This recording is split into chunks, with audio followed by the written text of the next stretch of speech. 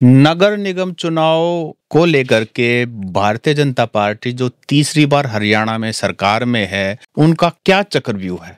भाजपा कोई भी चुनाव जो है ना, चाहे छोटा हो या बड़ा हो, उसको युद्ध स्तर पे लेके चलती है। और नगर निगम का चुनाव जो है या शहरी स्थानीय निकाय का चुनाव, इसको लेके तो भाजपा फ्रंट फुट पे है, क्योंकि सेंटर में मोदी जी की सरकार, स्टेट में नायब सैनी की सरकार तीसरी बार, और अब इसके निकाय चुनाव को लेके, तो निकाय चुनाव को लेके कल ही इनकी कोर कमेटी की जो बैठक है पंचकुला में हुई है बीजेपी की, जिसमें कई डिसीजन लिए हैं चुनाव में कैसे मैदान में उतरना है और कैसे जो प्रत्याशी है उनके नॉमिनेशन करवाने हैं। तो 9 तारीख तक 9 फरवरी तक भाजपा ने जिला स्तर पे जहाँ पे चुनाव हो रहे हैं नगर निगम के, वहां से जो मेयर का और जो पार्षदों का जो कैंडिडेट जो चुनाव लड़ना चाहते हैं बीजेपी के सिंबल पे, उनके नाम मांगे हैं। ये नाम जो है 7 फरवरी तक भेजने हैं जिला स्तर पे। जैसे रोहतक की हम बात करें तो भाजपा पार्टी कार्यालय में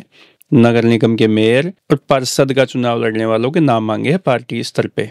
फिर जिला अध्यक्ष जो है वो उन नामों की सूची बना के कोर कमेटी को भेज देगा, प्रदेश समिति को भेज देगा। 9 फरवरी को प्रदेश समिति की जो कोर कमेटी की बैठक है वो पंचकुला में होगी या कहाँ पे होगी वो अभी फाइनल नहीं है।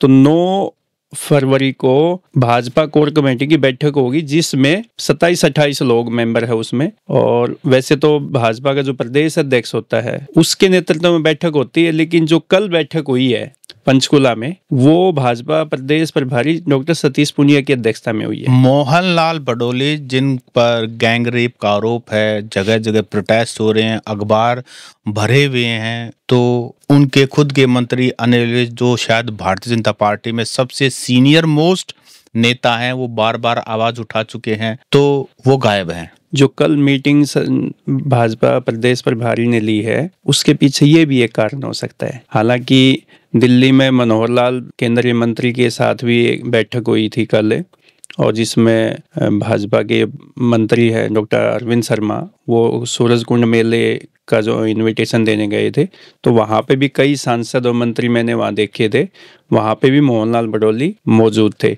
लेकिन मोहनलाल बडोली पे जो ये जो दुष्कर्म के आरोप लगे ना, उससे थोड़ा सा वो ना लाइमलाइट में नहीं है। जैसे एक प्रदेश अध्यक्ष को संगठन की जो कमान हाथ में लेके चलनी होती है, वो थोड़ा सा उस तरीके से दिख नहीं रही। 26 जनवरी को रोहतक के अंदर पार्टी मुख्यालय पर झंडा फहराने आते हैं जी, तो इसका मतलब वो हैं तो सही इन्वॉल्व। वैसे तो अब पार्टी के जैसे ना कई बैठकों में भी वो दिख रहे हैं, और कल जो पंचकुला में बैठक हुई है उसमें उन्होंने उनसे पत्रकारों ने सवाल पूछा था ये दुष्कर्म के आरोप वाला, तो उन्होंने कहा कि ये सब झूठा है, ये सच्चाई तो कुछ और ही है। यानी कि हिमाचल प्रदेश पुलिस जो मामला दर्ज करती है उसको वो झूठा बता रहे हैं, पीड़िता कह रही है वो झूठा बता रहे हैं। तो ये तो हालांकि जांच का विषय है, कोर्ट का मामला है। कोई भी आदमी जो है ना ये तो कहता ही नहीं कि जो मुझ पे आरोप लगे हैं वो सही है, लेकिन आज तक किसने कहा? लेकिन हम साथ में ये भी कहते हैं कि हम नहीं कहते कि सच्चे हैं, लेकिन हम ये भी नहीं कहते कि झूठे हैं।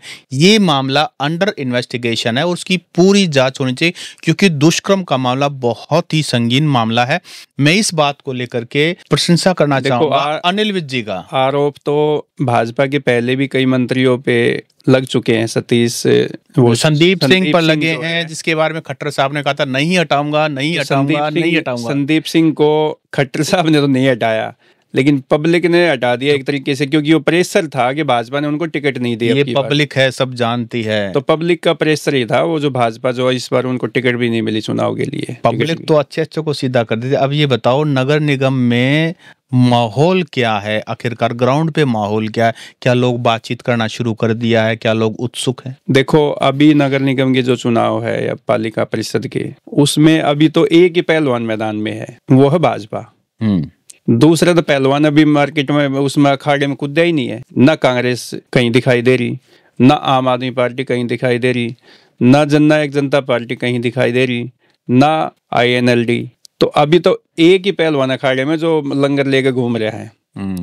तो जब दूसरा पहलवान आ जाएगा तो यूं पता चल पाएगा कि ये जो चुनाव है इस अखाड़े की जो कुश्ती हो रही है नगर निगम चुनाव की, वो कितनी मुश्किल होने वाली है, उसका हार जीत कैसे होगी, उसका अनुमान तो जब सामने एक और भी पहलवान आ जाएगा तभी तो पता चल पाएगा ना। तो कांग्रेस का क्या हाल है? क्या कांग्रेस देखो, कांग्रेस का तो मैं ये कह रहा हूँ कि वो कोई असमंजस की स्थिति में है। आज बैठक होनी थी ये स्थानीय चुनाव को लेके दिल्ली में, आज दिल्ली में होनी थी, लेकिन वो फिर पोस्टपोन होगी। तो जो अभी तक कांग्रेस के जो नेता है ना, जो गुटबाजी है, अब तक वही काबू में नहीं आ लिया है। अंग्रेजी में कहावत है, इधर माई वे और नो वे, या तो मेरी बात मानो या किसी की बात नहीं मानी जाएगी। तो कहीं ना कहीं मेरी बात मानने वाले कौन नेता है? हरियाणा, यही तो पूछना चाह रहा हूं। नहीं, आपने ये बात कह तो दी, मैंने उससे पहले एक बात कही है, पब्लिक का सब जानती है। लेकिन कांग्रेस में तो कोई किसी की बात तो नहीं मानता होगा। मेरी बात तो जब मानेगा ना कि मेरी मानो या किसी की भी नहीं। नहीं, सही बात है आपकी। कांग्रेस में समस्या क्या है कि अभी जो विधानसभा चुनाव हुए और उस चुनाव में एक तरफा मूड पब्लिक का भी, एक तरफा मूड सब लोगों ने मान लिया था कि इस बार कांग्रेस की सरकार आएगी, लेकिन जनता ने इलाज कर दिया। अब जनता ने इलाज कर दिया, जो नंबर है विधायकों का वो हुड्डा साहब के पास है। 6-7 साल से भी ज्यादा का टाइम हो चुका है, कांग्रेस पार्टी हरियाणा में अपना संगठन तक नहीं बना पाई है। बना नहीं पाए, बनाने नहीं दिया गया, ये भी एक सवाल है। नहीं, बना नहीं पाई है। मैं तो ये कहूंगा, भाई मान लिया कि आपके यहाँ के नेताओं में आपस में गुटबाजी है, लेकिन सेंट्रल लेवल पे तो गुटबाजी नहीं है ना। अब प्रदेश अध्यक्ष 3 बदल चुके हैं। अशोक तंवर के बाद कुमारी सैलजा के बाद उदयभान, और कई प्रभारी आज आ चुके हैं। लेकिन यहाँ तो कोई किसी के नहीं मानता, सारे चौधरी हैं। तो चौधरी तो एक लिस्ट आती है इस शाम को, घंटे बाद वो लिस्ट। जो आम कांग्रेसियों की बातें जो हमारे पास भी आते हैं, वो बात भी करते हैं, हरियाणा में कांग्रेस पार्टी की सरकार नहीं बनने का एक ये भी बहुत बड़ा कारण है कि उनका संगठन नहीं था। देखो, कारण तो बहुत सारे हैं, और कॉन्फिडेंस भी एक कारण है, अनदेखी भी एक कारण है, पब्लिक के मूड को, एंटी बीजेपी वोट को ये मान लिया गया कि इनकी मजबूरी है, हमारे पास नहीं आएंगे तो कहाँ जाएंगे। लेकिन पब्लिक है, सबका इलाज करती है, समय आने पर सबका इलाज। अभी शहरी स्थानीय निकाय चुनाव को लेके भी कांग्रेस पार्टी ने एक लिस्ट जारी की थी पीछे, वो खारिज होगी। फिर एक नई लिस्ट जारी की, उसका भी अता पता ही नहीं कि वो सही है गलत है। अभी तो वो हम देख रहे हैं सोशल मीडिया पे ही घूम रही है। रोहतक नगर निगम की बात करें तो रोहतक नगर निगम में मेयर के कौन कौन पोटेंशियल कैंडिडेट हो सकते हैं रोहतक कांग्रेस पार्टी से? भाजपा जो है वो जातीय आधार पे, एजुकेशन के लेवल पे और पब्लिक के कार्यकर्ताओं के फीडबैक के आधार पे ही कैंडिडेट घोषित करती है। तो अभी तक जो बैठ रहा है जो भाजपा के उसमें साचे में, वो अमरजीत सोलंकी है, जो रिटायर्ड HCS ऑफिसर है। कलानौर की टिकट के दावेदार, कलानौर की टिकट उनकी फाइनल थी, इसलिए उन्होंने VRS ले लिया था। उनका अभी वो रिटायर नहीं हुए थे, वो समय से पहले उन्हें VRS लिया था। और मनोहर लाल खट्टर के बिल्कुल खासम खास है वो, और मनोहर लाल के वहां से उनको हरी झंडी मिल गई थी कलानौर विधानसभा के लिए, लेकिन ऐन वक्त पे जो उनकी टिकट कट गई और रेणु डाबला इसमें बाजी मार दे गई। अमरजीत सोलंकी को टिकट मिलती है तो बाकी कहाँ जाएंगे? देखो, इसमें अब की बार जो टिकट अनुसूचित जाति के लिए है, अनुसूचित जाति की महिला मेयर के लिए यमुनानगर में एक पहले से ही सीट आरक्षित हो चुकी है महिला के लिए। तो यहाँ पे महिला को टिकट देने से भाजपा बचेगी रोहतक में, और रविदासिया समाज जो है उनको भी टिकट नहीं मिलेगी, उसके समाज से भी यहाँ टिकट मिलेगी वाल्मीकि और धारणक समाज के किसी भी कैंडिडेट को। तो फिर रेणु डाबला का नाम भी, तो रेणु डाबला को तो कलानौर में टिकट दे के बड़ा इनाम दिया जा चुका है ना पार्टी के, लेकिन जीत तो नहीं पाए ना। उससे आपको क्या लगता है, उससे तो और भी ज्यादा वो उम्मीदें बढ़ जाती हैं कि जब मैं इतना अच्छा परफॉर्म किए तो मुझे ही मौका दिया जाए, ताकि मैंने तो वर्थ को प्रूव किया। भाजपा की यही खासियत है कि वो व्यक्ति विशेष की इच्छाओं के अनुसार नहीं चलती, संगठन के अनुसार चलती है। क्यों? भाजपा में तो व्यक्ति विशेष की ऐसी चलती है। दो ऐसे नाम मैं आपको बताऊंगा जो पिछले 3 बार से सिर्फ अपनी मनमर्जी कर रहे हैं। नहीं, मनमर्जी नहीं हो, कहीं ना कहीं संगठन का हाथ तो उनके पीछे होगा ही। चलिए खैर, हम कांग्रेस पे आते, कांग्रेस के मेयर के कैंडिडेट को। तो पहले मैं आपको ये स्पष्ट कर देता हूँ कि टिकट जो भाजपा के मेयर के लिए जो दूसरा जो मजबूत दावेदार है वो कौन है।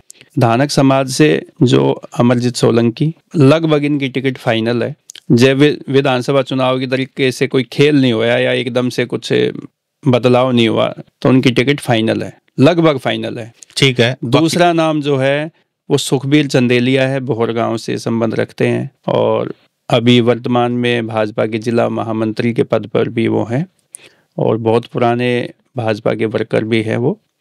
उनका नाम भी टिकट के लिए चला हुआ है, लेकिन एक तो वो फाइनेंशियली इतने साउंड नहीं है, जो उनके लिए एक ड्रॉबैक हो सकता है वो ये है कि तो फाइनेंशियली साउंड नहीं है क्योंकि ये तो चुनाव बहुत महंगा है।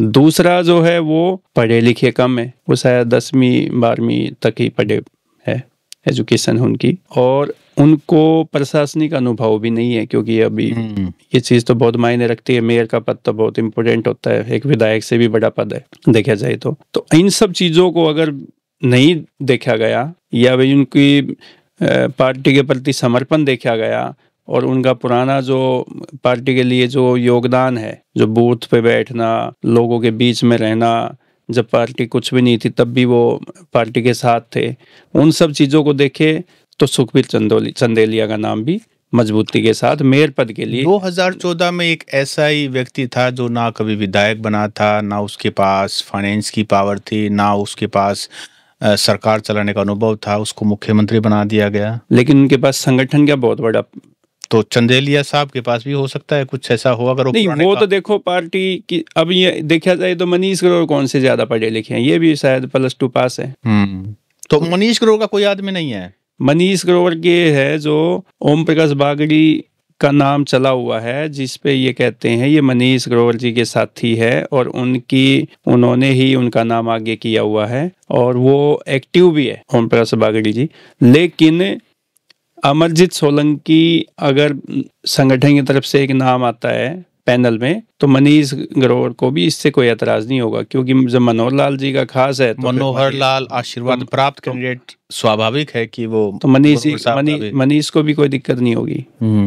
तो ये मुख्य नाम होंगे भारतीय जनता पार्टी। बिल्कुल। ये और कांग्रेस अब अमरजीत सोलंकी का मैं फिर आपको जोर दे के कह रहा हूँ, मुझे फीडबैक भी है, मुझे बहुत इम्पोर्टेंट सोर्स ने बताया है कि उनका जो नाम है मेयर पद के लिए लगभग फाइनल हो चुका है। और वही भारतीय जनता पार्टी है, किस समय क्या कर दे, किसको मुख्यमंत्री बना दे, किसको मुख्यमंत्री से हटा दे, कुछ नहीं पता। खैर कांग्रेस पे आते हैं, कांग्रेस का मेयर कैंडिडेट कौन हो सकते हैं? कांग्रेस में भी मेयर का जो अभी तक का जो कैंडिडेट है वो लगभग वो भी फाइनल, मैं आपको ये लगभग कह रहा हूँ, मैं श्योर हूँ, लेकिन जब तक चुनाव में राजनीति में जब तक कोई किसी को टिकट फाइनल नहीं हो जाए, फाइनल टिकट होने के बाद भी कट जाती है राजनीति में, तो ऐसे भी कई बार सर्कमस्टांसिस हो जाते हैं।